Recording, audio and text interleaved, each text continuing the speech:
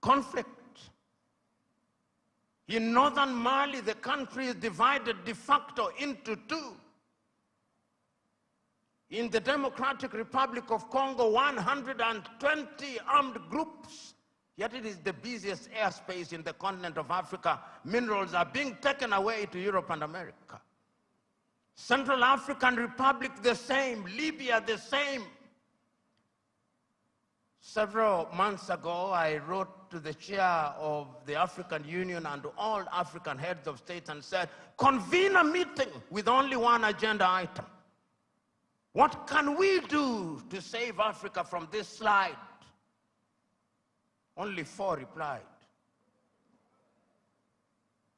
That is the state of the continent of Africa. We must deal with the basic things. We must solve conflict.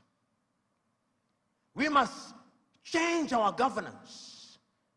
Because if we don't deal with the question of governance, we are going nowhere.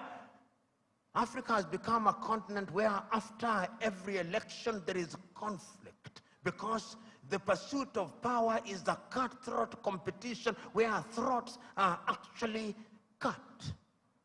And when the SMO was here and he consulted the oracles, he discovered that we have a problem in that direction. And that the sooner we resolve that, the safer we will be. Africa can rise and Africa will rise. But it's not going to rise by prayer and fasting. We must pray and fast, but it will not happen. Because the last time I checked, even those of you are believers, when Abraham was taken from Ur of the Chaldeans and given Canaan, it was not on a silver platter. He had to fight the Canaanites. He had to fight the Philistines. That is the nature of divine instruction. Go ye and subdue the world by the sweat of thy brow. The kitchen where they make manna was closed. Manna will no longer come.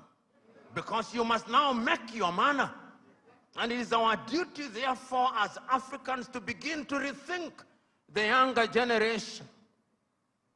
You know, there is a saying in Chichewa in Malawi that more precious than our children are our children's children.